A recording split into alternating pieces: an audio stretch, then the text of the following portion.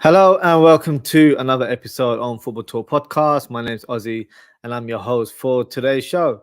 Liverpool managed to get the win after a thunder shot from Darwin Núñez that helped secure a place in the quarterfinals of the Carabao Cup. So let's discuss the key moments today, and I'll also do the player ratings for obviously Liverpool. Plus, the draw will be taking place at 10:45 p.m. So in about next 5 or 10 minutes. So we'll stick around and see who Liverpool have drawn against in the quarterfinal. But until then, let's crack on with the show. Also, just a quick reminder, this is a call-in session. So if you'd like to come on and have your say, the link is in the description. I will be getting people on the show after the player ratings. So feel free to hit the link and wait backstage, and hopefully we can chop it up later on in the show. Before we talk about the first half, let's discuss the starting lineup. So formation was an interesting one. Surprising to see Szoboszlai and Mo Salah in the starting lineup. Salah started up top, which was an interesting tactic. Bournemouth, on the other hand, they started the team very strongly as well in terms of their lineup. Kluivert made his debut today, so good performance from him. He's definitely a handful, which we'll elaborate in our discussion for this game. So let's start with the first half. So Liverpool produced a number of chances in the first half, with the likes of Elliott and Szoboszlai having shots towards goal. Bournemouth also had a fair few amount themselves in the opening half, especially with Kluivert, as I mentioned, who was very lively throughout the game. Kerkez was very close to scoring for Bournemouth, but his shot was saved and parried away by the goalkeeper. But Liverpool finally broke the deadlock on the 31st minute as Elliott takes a long shot from a corner. Saved by the keeper, but Gakpo sneaks in and scores from the rebound. So a good start for Liverpool there. Moments later, Salah finds himself in a great position on the edge of the box, hits a shot, unfortunately straight at the keeper. 44th minute, Szoboszlai has a decent shot from outside the box, just misses the post. Very unlucky effort from the Hungarian midfielder there. 45th minute, Bournemouth respond with a counter-attack, and then there's plenty of time throughout the game as Semenyo gets the ball from the right-hand side. His left foot shot is saved by Kelleher. So overall, in terms of the first half, Bournemouth, for me, showed flashes that they could cause Liverpool trouble and get on the score sheet. Liverpool played some neat football in the first half and deserved the lead. Second half, I'll be honest with you, it was pretty much Bournemouth that were flying in high speed. Alex Scott has a fantastic shot from long distance around the 47th minute, just over the bar. 49th minute, Bournemouth are on the attack again with Solanke through on goal, but his shot hits the side netting. 59th minute, Salah was close to scoring with a header. That would have been one for the books, as he doesn't really score many of those type of goals. His effort goes wide. Around the hour mark, which is normally where Klopp does his substitution, Trent, Núñez, and McAllister came on for Endo, Jones, and Elliott. But in the 61st minute, Semenyo has a glorious chance as Kluivert threads a neat ball in between the two defenders there towards Semenyo. He lashes it and unfortunately goes wide. Big opportunity. In my opinion, he should have scored with that effort as he was quite close to the goal. 62nd minute, Tavernier has a crack from distance. Kelleher tips the ball over the bar.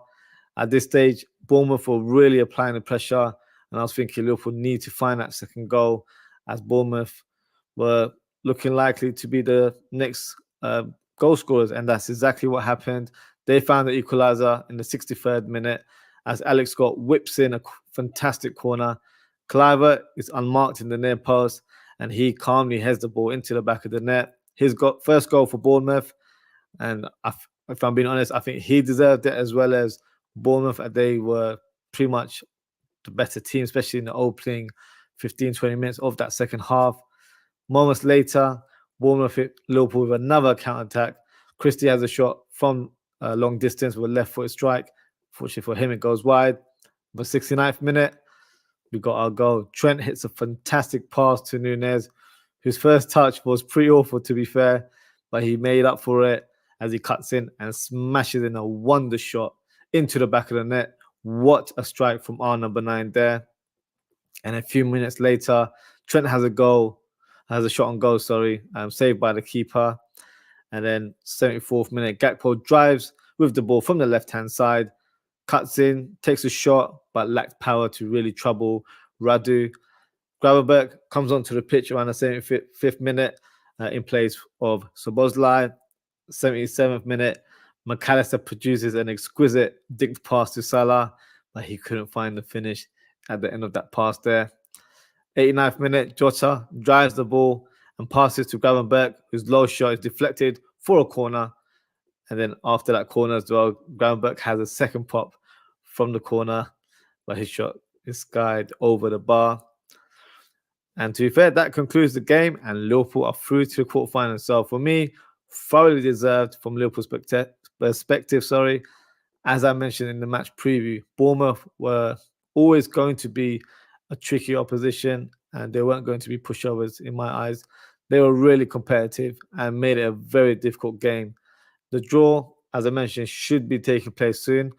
So what we'll do now, we'll do the player ratings, and yeah, let's start with that now. So let me just share the graphics with you guys, and we can speak in more detail. So if the draw starts, I will just stop with the player ratings. But for now, we'll keep the ball rolling, and we'll start with Kelleher. So I'll be honest with you, Kelleher for me had a bit of a shaky performance, to be fair. In terms of the goal, probably could have done better, in my opinion. I think long-range passing for me was a bit iffy as well. I feel like he was really playing it on the cuff, where taking too many risks for my likings. There was a period of time, I think around the hour mark, where Bournemouth were really pushing to get that goal. And there's a couple of chances where he's misplaced the pass and it could easily have led to a goal. So playing with fire on a few number of occasions, in my opinion. So not one of his strongest performances. So unfortunately, I'm going to give him a slightly lower ranking than normal. I'm going to give him a 6.5. Let's start with the fullback. So let's start with Tsimikas. So for me, a much better performance from Tsimikas, considering I feel like he's been quite average in the last couple of games. Today, he was a bit more assured on the ball, looked positive in his play. So when he got his first touch, he would drive forward rather than track back and pass it backwards or play it square. So today, I feel like he had more of a positive outlook of the game, and the all-round game was generally good today. So I'm going to give him a 7 out of 10. Kwanzaa, who a lot of us Liverpool fans are now calling VVQ, was phenomenal today. Really stood out. Just looks beyond his years. So matured in terms of his performance today. Pretty much everywhere. In the second half, made some very, very important tackles. Made a clearance as well from a set piece. So for me, solid performance. Really, really good to see. It's funny how a lot of us fans were screaming for a centre-back in the summer, but maybe there was already a hidden gem in our squad that we weren't we didn't know about, to be fair. We did know there was a young player in Kwanzaa, but we didn't know if he was ready to take that next step into first-team football. So, it's great to see him playing games, especially in the Carabao Cup, also being a part of the Europa League matches as well. So today I thought he was phenomenal. So I'm going to give him a 9 out of 10. His centre-back partner there, Matip, for me, was very solid today. Good to see him back in form as well. I think he's had one or two iffy moments, especially I think after that own goal against Tottenham. But reassured on the ball as always, very composed. Didn't look out of place, wasn't outrun by any player. So yeah, very, very pleased with his performance today. So he's looking like back to his best. So I'm going to give him an 8.5 out of 10. Joe Gomez, for me, was very, very good today. Bombed down that right-hand side, very good on the ball. Defensively looked very assured as well.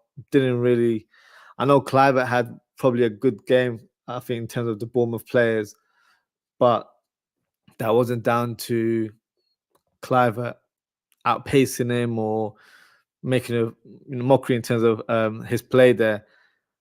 Clivert tended to go more in field, so he was playing more as an inside forward rather than an out-and-out winger. And that was down to probably Gomez's presence on that right-hand side. So I feel like he had a strong performance today. So yeah, I have to give him a strong ranking with that. So I'm going to give him an 8 out of 10. Endo, for me, was very, very good today as well. I think he's definitely a player that is surprising a lot of fans. But, let's be honest, I hadn't seen a lot of him before he joined the club. I've watched him a few times for Japan. Haven't really seen much of him at Stuttgart, to be brutally honest with you guys. So I was intrigued to see what kind of player he is. And for me, he's not just a destroyer. He's a player that's very intelligent on the ball, has a great passing range, and isn't wasteful with possession, which is what you want from your number 6. So, no, for me, a very, very solid performance from him today. So I'm going to give him a 7 out of 10. Curtis Jones makes his return after a long time out. Obviously, he's made 1 or 2 cameos in the Europa League, but this 3-match ban just felt like a lifetime at some point, to be fair. He was very good today. I still feel like he's finding that rhythm, which is natural. He's not been playing in a consecutive manner. But what I like about Curtis Jones now is that he's a very matured player in terms of his performance. Very good on the ball. Doesn't give the ball away at all, which is what you want to see from your midfielder. And yeah, I thought he was really, really good today. So I'm going to give him no, not -1. That's a bit rude. I'll give him a 7.5.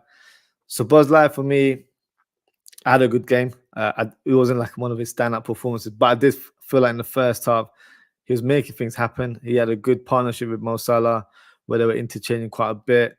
One positive from me, seeing some Buzz Light's performance today, is that he was actually taking a lot of shots from distance, which is, I know, one of his strongest points. So I'm very pleased that he's actually making that into his normal game now, and he will score a lot of goals as he's got a wonder shot when it comes to long range shots. So for me, I think he had a solid performance today.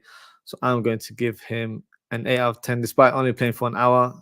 I feel like in the first half he was very, very good.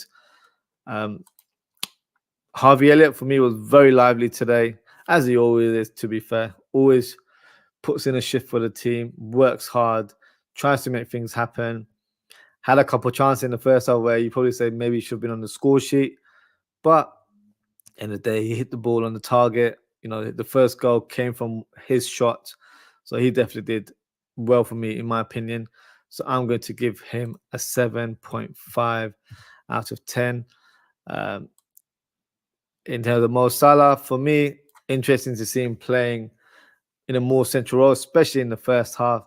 I actually do feel like that could be his long-term position in the latter years of his career, as I feel like he still has the pace, don't get me wrong, but I feel like he's more effective around the box now. He's more of a goal scorer more than anything else. So no, interesting to see. And I actually enjoyed some of his touches and movement, especially in the first half. So also, we've got quite a few numbers in terms of attackers. We've got Jota, Nunez, Gakpo playing in the central area.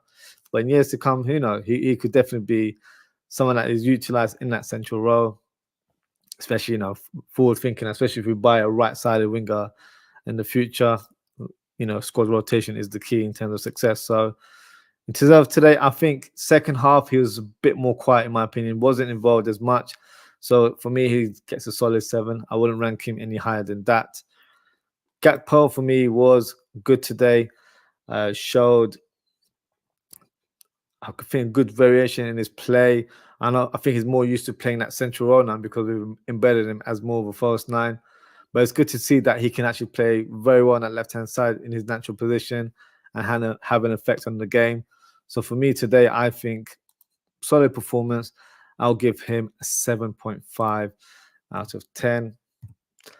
So that's my ratings there. And it's only right that I highlight who my man of the match is. And obviously you can see by the ranking, it's Kwanzaa, 9 out of 10. So for me, phenomenal performance from him. And yeah, really excited to see how he does with more game time and for me, that's one of the perks of us playing in the Europa League and in the Carabao Cup. These players get the opportunity to actually get some game time, and I feel like it's the perfect competition for him to develop. So let me know what you guys think in terms of my rating. Have I been generous with some? Have I been a bit too honest or a bit harsh with some? So maybe like the likes of Kelleher or Simicast, do you think they deserve a higher ranking? Drop a comment. Let me know what you think. As I can see right now, it's been announced that there will be a draw in the next few minutes. So we can stick around a little bit more and see who we end up joining with in the quarterfinals. Actually, what we can do the subs as well. Quickly talk about the subs, and hopefully in that time, the draw will begin. So let's see who came on today. So Nunes came on. Oh, we got to talk about Nunes now. Come on. So we'll take off Elliot for Nunes. Excuse in terms of where the players are positioned. Fortunately, I can't move. Oh, I can move these players. I'll move them around once I've added them on. McAllister came on for Endo. So we got McAllister. And then we've got Trent, who came on for Jones. So Trent did not play midfield, but we'll sort that in a second. Gravenberch came on for Szoboszlai. Gravenberch. And then we had Jota coming up for Gakpo. So here we go. So let's place these guys in their correct positions. Is that right? Trent came on. I don't know. Lineup seems a bit mad, doesn't it? So let's just move Darwin up top. And then, yeah, we'll just place it like that for now. It looks a bit mad. I don't think he played in that sort of role, but maybe I've got the subs wrong there. I'm not too sure, but we'll leave it as it is. In terms of Nunes, oh, what a goal that was. The first touch, I was like, oh, come on, Nunes. You got to focus. You got to do better than that. But then when he cut in, took that shot, whew, what a finish that was. A thunderbolt finish, which was fantastic to see. So he gets a strong 8 out of 10 for me. Where is he? There he is, 8 out of 10. And then you've got Trent Alexander-Arnold, who came on, did a decent job. Didn't play midfield, so for presentation purposes, I'm just going to place him there. But yeah, he had a couple of chances where he ran the ball, took a couple of shots. So for me, was a solid performer. So I'm going to give him a 7 out of 10. McAllister, for me, did decent as well when he came on. That pass towards Salah, he dinked it over. Beautiful. If Salah got the end of that, that would have been a great assist to witness. So yeah, I'm going to give McAllister a 6.5. And then Gravenberch came on, had a couple of shots. One went sky high. One, the keeper parried away for a corner. But yeah, had a decent cameo. So I'll give him a 6 out of 10. And Jota didn't really have much impression, unfortunately. Had a last sort of minute contribution where he tried to drive the ball, pass it to Gravenberch. But other than that, not much more of an impact. So that is my ranking, 6 out of 10 for Jota. So I mean, the subs, I don't think there'll be too much debate in terms of what their ranking is, because a lot of them, well, Trent, Nunes, and McAllister came on in the second half. But in general, the rest of the guys have very brief cameos. But yeah, that's my ranking for today. I can see the draw hasn't taken place as of yet. So we'll still hold fire and see who we end up with. In the meantime, what we can do is actually check what happened today in terms of the Carabao Cup, what the results are, because even for myself, I'm actually not sure who won today. So today we'd have Mansfield Town losing to Port Vale. So Port Vale won 1-0.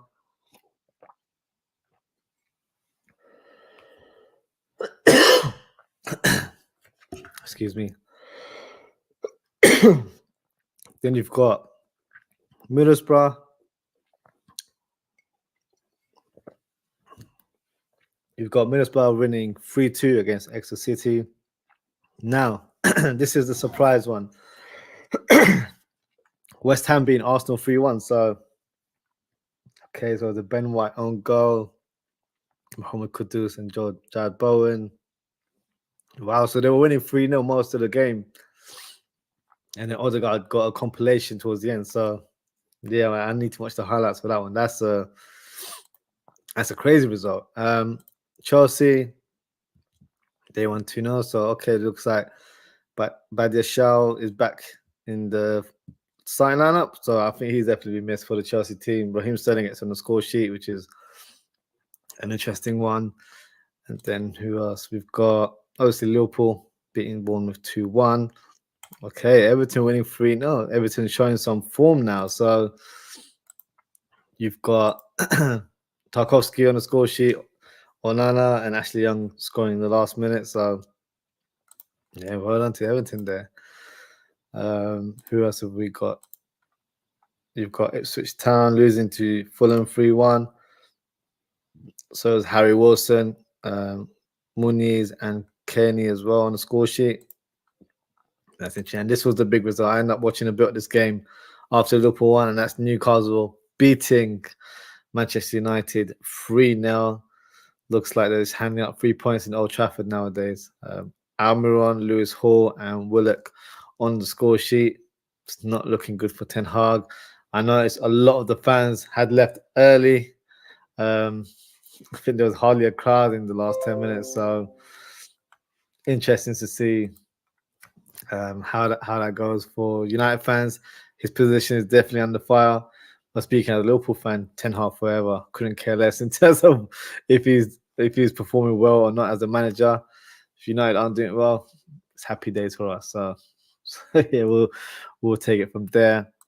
So that means Liverpool can be drawn with the likes of Port Vale, Middlesbrough, West Ham, Chelsea, Everton, Fulham, and Newcastle. So if you're watching live right now, drop a comment, let me know who do you think will be drawn with. If I was to play Mystic Odds right now, I just feel like it's Everton. I don't know why. I feel like we'll end up having a Merseyside derby in the quarterfinals.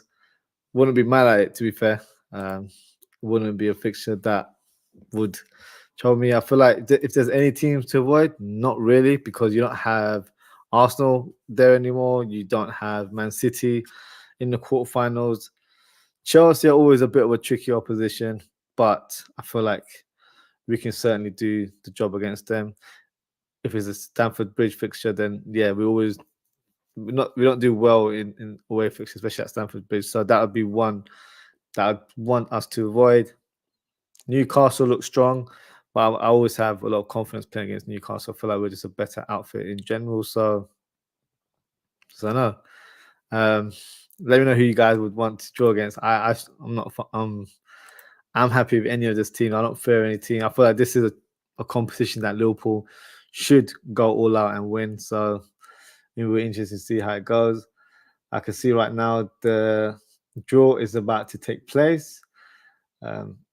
So they've just announced the balls number. So in terms of the numbers, so number 1 is Middlesbrough, number 2 is Port Vale, number 3 is Liverpool, number 4 is Chelsea, number 5 is Everton, number 6 is Fulham, number 7 is Newcastle, and number 8 is West Ham. So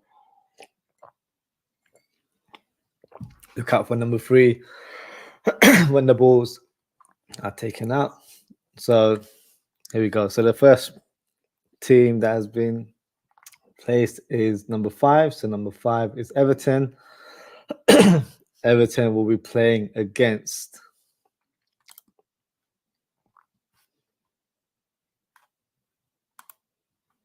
number 6. So they are playing against Fulham. So Everton are playing Fulham. So that's the first fixture that's come out of the draw.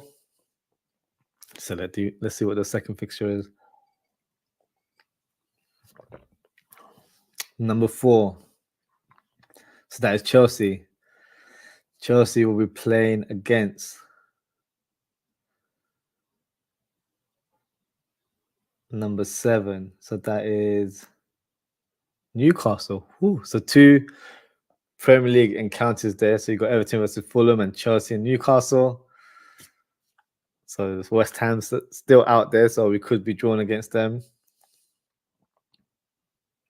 Number 2 is Port Vale. Port Vale will be playing against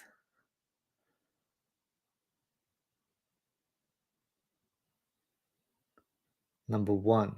So that is Middlesbrough. Okay, that's an interesting tie there. The next fixture, Liverpool. So number 3, Liverpool at home, which is a good one for us. Home advantage there. We'll be playing against number 8. That's West Ham. Okay, another all Premier League encounter. I'm not mad at that one, to be fair. I don't mind West Ham. I think that'll be a good game. Home advantage is always great, to be fair. So let's quickly recap. So Everton versus Fulham, Chelsea versus Newcastle, Port Vale versus Middlesbrough, and Liverpool versus Fulham. West Ham. These fixtures will be taking place December the 18th. So in about 6 weeks' time. But yeah, my thoughts on the West Ham one. That's a good draw. I'm pleased with that one. Kind of wanted to avoid Chelsea just because they're a bit of a tricky outfit to play against. But yeah, happy with the West Ham one. We'll see how it goes with regards to that. And as there's no callers today, that's a wrap up for today, guys. So thank you so much for tuning in. If you haven't already, please don't forget to like, comment, share, and subscribe.